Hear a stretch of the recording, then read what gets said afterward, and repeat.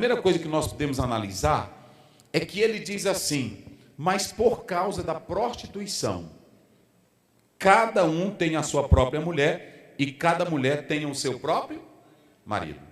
O que acontece aqui? Primeiro, ele fala do perigo que é a mulher, que é o prazer, mas agora ele vai dizer como é que se freia esse prazer. E aí quando ele diz assim, mas por causa da porneia, todo tipo de relação sexual ilícita, não é só o sexo, nós temos vários tipos de sexo, sexo virtual, nós temos o sexo só no diálogo, nós temos o sexo praticado, sexo oral, sexo anal, todo tipo de sexo. A porneia aqui, ela envolve todo tipo de sexo. E não tenha um homem e uma mulher que não tenha tendência para isso aqui. Não tenha um homem ou uma mulher que não tenha tendência. Então, essa porneia aqui, o Paulo está dizendo, é muito importante que ele está dizendo que todos nós temos tendência para isso aqui. E aí eu acho muito lindo que Paulo não espiritualiza o negócio. Paulo, quando ele olha para esse texto, ele diz assim, em especial vocês que vivem em Corinto, porque Corinto era liberal, Corinto era prostituição, era como se fosse um prato de comida, era como se fosse qualquer bebida, transar, fazer sexo com qualquer pessoa, era normal, era natural. Então o apóstolo de São Paulo, ele começa dizendo assim, mas para que vocês não se entreguem a todo tipo de prática sexual ilícita, qual foi o conselho de Paulo? Vamos lá, diga bem forte, qual foi o conselho? Cada um tem o quê? Sim, mas aí eu pergunto aqui a vocês, mas nós temos homens de Deus que têm lindas mulheres e lindas mulheres que têm homens bonitos e estão pecando. E qual é o problema disso? Olha aí, né? Olha, vocês estão vendo aqui, ó, o pastor Luiz colocou aqui, é o Satanás. Vamos lá. Só para vocês terem uma ideia. A grande questão, ouçam bem essa daqui. Por que tem homens bonitos, casados com mulheres bonitas, a vida social, a vida financeira bem equilibrada, mas por que há problema nesse relacionamento? Por que às vezes há traição? Por que às vezes há mentiras? Por que às vezes há problemas nesse relacionamento? É aqui que nós precisamos entender. Entenderam? A questão. E aí você pergunta, pastor, e o que tem errado? Vocês sabiam? O existencialismo, ele prega, vocês vão receber lá esse texto, que o homem é um ser inacabado.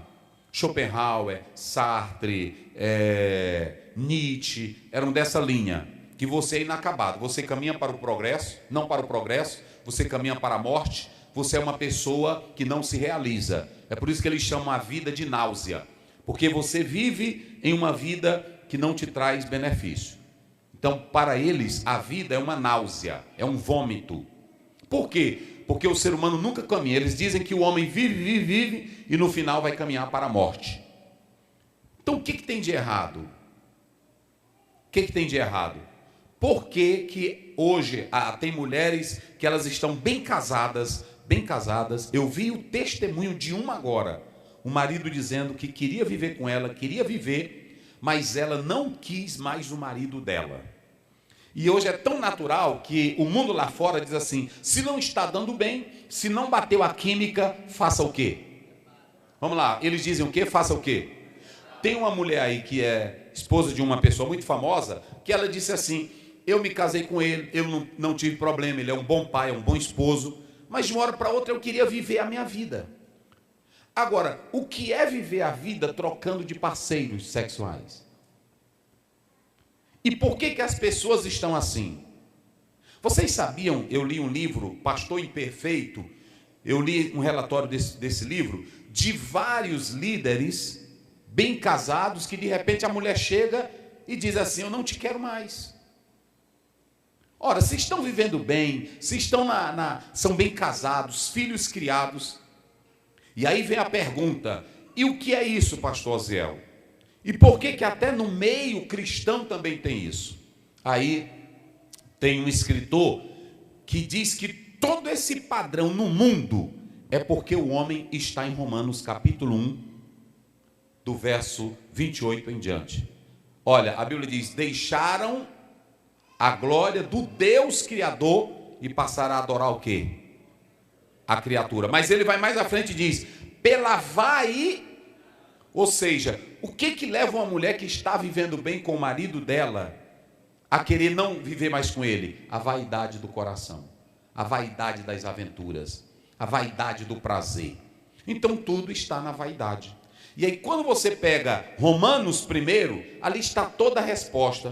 Por que o homem não quer mulher? Por que a mulher não quer o homem? Por que um casal bem estruturado se largam? Por que o homem nunca está satisfeito com a esposa que ele tem? Os existencialistas buscam uma resposta, mas a resposta está lá. A resposta está lá naquele texto bíblico. Então, quando a gente pergunta assim, por que um casal bem casado, ele vive isso? Porque a mulher está se entregando à vaidade. E como ela quer aquele estilo da vaidade, aí a Bíblia diz: e Deus entrega as paixões infames. Então aqui está um primeiro problema. Não basta apenas estar casado. O apóstolo São Paulo, ele começa dizendo: Corinto era liberal e praticava todo tipo de sexo. E os crentes estavam lá. Então Paulo diz: para resolver esse problema, se casem. E aí quando ele diz se casem, ele diz assim: mas para evitar a prostituição, olha aí, cada homem tem a sua mulher e cada mulher tem o seu próprio marido.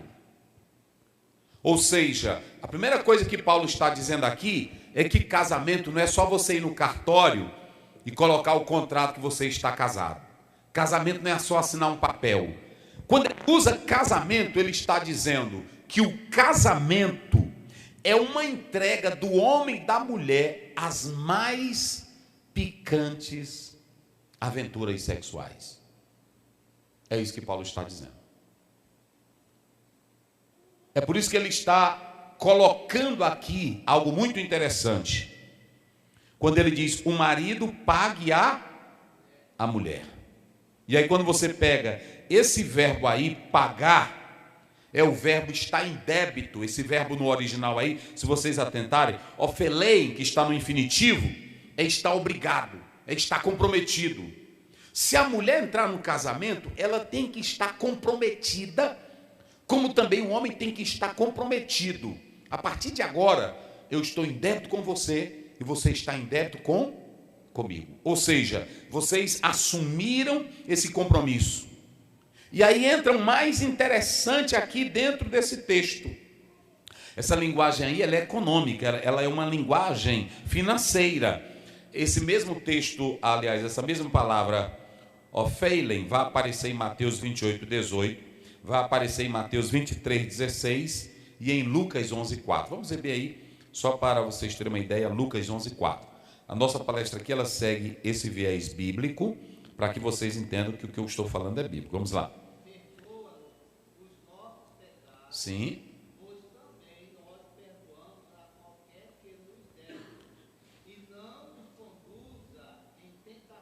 Isso. Então veja que o verbo pagar é o mesmo verbo que aparece aqui, é o mesmo verbo que aparece naquilo que Jesus ensinou. Vamos só mais uma referência, Mateus 18, 28. Mateus 18, 28. Olha o que diz a Bíblia, vamos lá. Isso. Isso. Sim.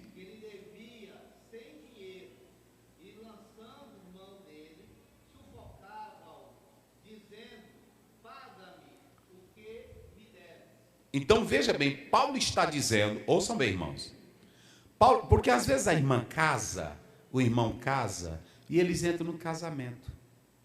E às vezes o marido não quer se entregar à prática para frear a loucura dele, porque todos nós, eu e você, pode ser o pastor que você vê ele andando assim, dando glória a Jesus, mas lá dentro tem uma força biológica que Deus colocou nele, que oração nenhuma controla. É, vou lá dizer para vocês. É porque às vezes tem pastor que ele quer, né? Aí você olha, ei, mas nosso pastor é santo. Aquele santo por trás do terno é carne como eu e você. Não é assim? E é o grande problema na igreja e o grande problema na liderança é esse aqui, é de não atentar para isso. A irmã que casou, o irmão que casou, Paulo está dizendo, olha como é que Paulo trata o casamento. Ouçam bem, é muito bonita a irmã entrando no altar, é muito bonita ela entrando de roupa branca, aquela coisa linda, chora no altar. Só que Paulo não viu o casamento assim. Paulo olha para uma cultura e diz assim, aqui em Corinto, vocês sabem que lá em Corinto, principalmente na Grécia, a tradição religiosa adorava a Baco, o deus do vinho, e os maridos entregavam as esposas a Baco, que era o chamado Dionísio, né? Nesse envolvimento de Roma e da Grécia, da troca de deuses, chamava o Dionísio e entregava para as mulheres. Ali elas se embriagavam e se entregavam ao sexo. Aí essa cultura de Corinto era devassa, era uma cultura imoral, era uma cultura aberta, mulher nua de todo jeito, homem usando mulher de todo jeito, a bagaceira era grande. Aí os irmãozinhos viram aquela bagaceira e Paulo disse, vocês podem até cair nisso aí. Não foi assim? Agora ele diz, para vocês não caírem, ele disse o quê? Vamos lá, digo vocês, ele disse o quê? Se casem, vamos lá, faça o quê? Mas tem homem que é casado, que é um homem estátua na cama. É um mortão. É um mortão, é um bichão molão. Pronto, ele vai, pronto, a mulher, meu velho, hoje eu, né? Aí ele, pronto, vem, tá certo, né? Do culto agora. Aí até para se ajoelhar, para tirar a meia, ela fica olhando, meu Deus do céu. Às vezes tem irmã também que ela é morta, ela é tipo, porque lá em João 11, Jesus disse assim, desatai-o e deixai-o ir, não diz para Lázaro? Tem irmã que ela tem aquelas faixas ali, que enrolaram o Lázaro. Irmãos, até tirar, Olha, vocês sabiam, deixa eu explicar uma coisa para vocês. Cláudio Blanc escreveu um livro, ouçam bem essa, ele escreveu um livro, tudo que eu vou falar aqui, gente, olhem para cá, ele escreveu um livro que tinha alguns índios que achavam que os deuses não gostavam que as pessoas tocassem no corpo na hora do sexo. Olha a ideia, vou falar muito isso para vocês aqui. Então o que eles fizeram? Criaram uma roupa de couro e deixaram aberto só o lugar do pênis e do que mais? E da vagina. De onde vem esse costume de algumas mulheres, quando eu for falar amanhã sobre o prazer, eu vou falar o mal que a Igreja Católica fez e o mal que os grandes teólogos fizeram com o relacionamento. Mas esse autor, ele diz que a partir desse momento foi proibido a mulher tirar a roupa, então se abria apenas um buraco. Isso aqui, ó, antes de existir Bíblia, eles tinham essas tradições milenares. O primeiro texto de uma sacerdotisa, 4.000 anos, lá na Babilônia, ela que era uma deusa do sexo, foi encontrada em cuneiformes, em tábuas, em pedras, relatos dessa sacerdotisa. E o que acontece? Acontece que os Yanomamis, também na prática sexual, era da mesma forma. Então, essa ideia de estar bem vestido no sexo não veio da Bíblia. Não veio da Bíblia.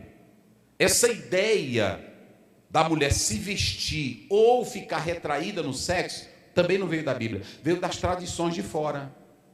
Por exemplo, todos os índios, havia um grupo de índios lá nos Estados Unidos que eles não gostavam de andar nu e eles achavam que a glande do pênis era sagrado. Então o que eles fizeram? Cobriam a glande do pênis com uma casca, de maneira que eles durante o dia todo ficavam com aquilo coberto para as mulheres não tocarem. E aí na hora do sexo eles tiravam apenas para fazer sexo. Então toda essa cultura vestidinho, não veio da Assembleia de Deus. Não veio. Vieram muito tempo, lá atrás vieram dos índios. vieram de culturas que lá atrás já praticavam. Tinha uns índios lá na Índia que eles achavam que se eles contemplassem uma mulher nua, por exemplo, se eles sentassem e a mulher abrisse as pernas para eles ficarem olhando, aquilo ali era um tipo de maldição, podia atrair maldição. Então eles inventaram saias longas e compridas para cobrirem as partes das mulheres e elas tirarem só quando fosse para procriar. Por que eu estou dizendo isso aqui? Para que vocês entendam que toda essa cultura e essa tradição não vem da igreja. A igreja trouxe isso para nós. Não vem da igreja. Então o apóstolo São Paulo, quando ele olha para o casamento, ele diz, olha para mim aqui, para você entender. Ele diz que lá fora estava cheio de prostituição, cheio de imoralidade, cheio de tudo. Mas aí ele diz assim, como é que esse homem vai frear o desejo? Porque Paulo sabia que tinha um desejo dentro do homem. Então ele disse assim, o aconselhável é que faça o quê? Vamos lá? Se faça o quê? Mas só que o problema de se casar, se você for num cartório, se você for na igreja, se casa. Mas e aí se você se casar com uma mulher fria? E se você se casar com um homem frio? É isso que eu estou dizendo para os senhores. Então a questão não é só essa. Ouçam bem. A questão não é só essa. Aí o apóstolo São Paulo entra e piora o negócio. Ele diz assim, o marido faça o quê?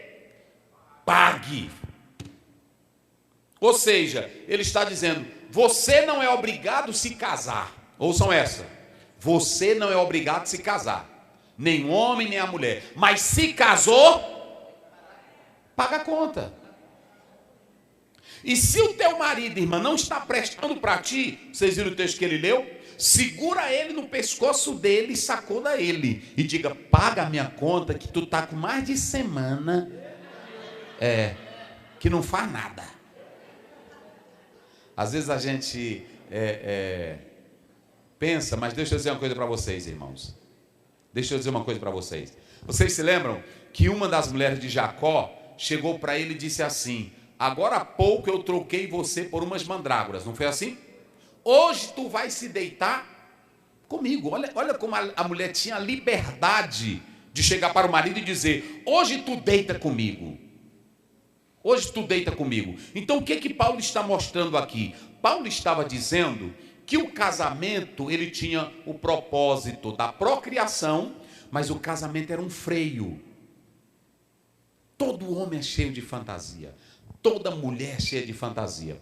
Principalmente agora, no mundo que nós estamos vivendo, irmãos.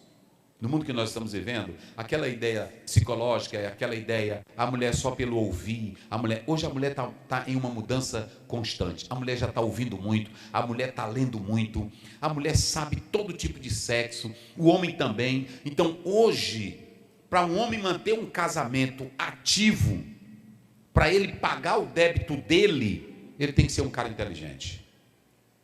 Estudar muito, saber beijar, saber abraçar, saber pegar, saber deixar. Eu li um autor que diz que o sexo só é gostoso quando os dois se acabam e um se joga para um lado e o outro se joga e diz, estamos acabados. Aí valeu a pena.